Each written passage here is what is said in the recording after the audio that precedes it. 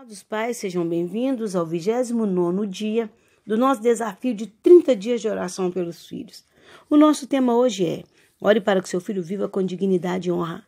A palavra de Deus nos diz, no livro de 1 Coríntios, capítulo 6, versículos 18 e 19, fugir da impureza.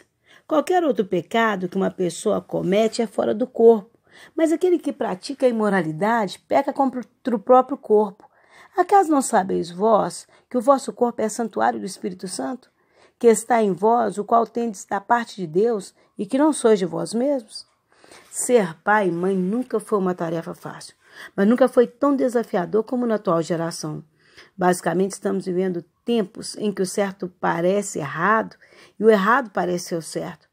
O desapego familiar, a falta de respeito com os pais, a imoralidade tão explícita, as músicas profanas, o liberalismo, a falta de ética e respeito, o ter tomando o lugar do ser. O problema já começa nas bases. A família, que era uma instituição absolutamente sólida, hoje é uma reunião de estranhos, histórias misturadas sem nexo, pais que não são pais, filhos que não são filhos, irmãos que não são irmãos, sendo obrigados a cruzarem suas histórias até o ponto que os filhos se emancipam e vão viver a própria história.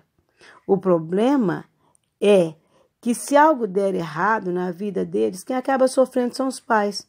Se uma moça engravida sem casar, fica em casa com o filho. Se o filho se envolve com drogas, a família fica ameaçada. Se vai parar na cadeia, a família vive a humilhação. Se tornam homossexuais, os pais, além de sofrer pela tristeza, ainda viverão a angústia da discriminação e o ódio que eles atrairão.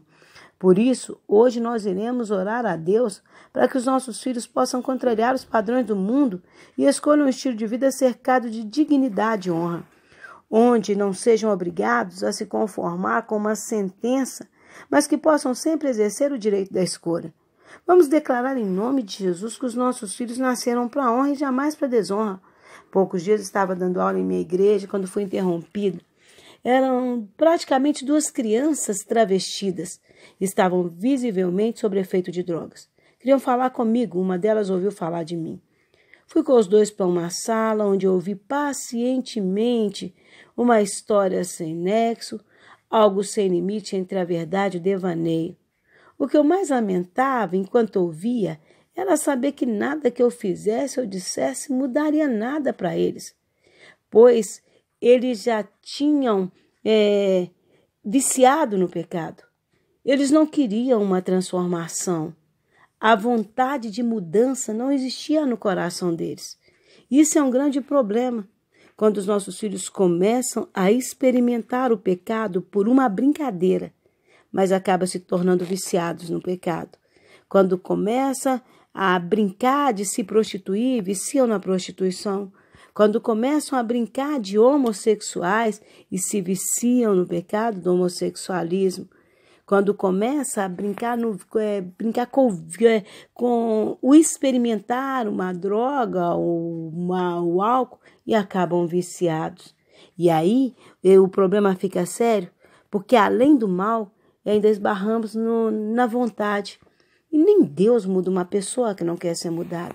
Então nós vamos orar hoje clamando a Deus por misericórdia na vida dos nossos filhos, pedindo a Deus que se ele é uma criança, que ele consiga viver a vida toda, uma vida digna e uma vida honrada.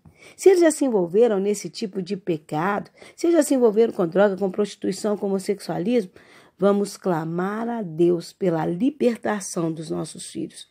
Não podemos aceitar sem lutar a sentença de humilhação e vergonha que Satanás tem programado para a vida dos nossos filhos. Por isso vamos orar para que nossos filhos vivam com dignidade e honra, em nome de Jesus. Vamos orar. Deus te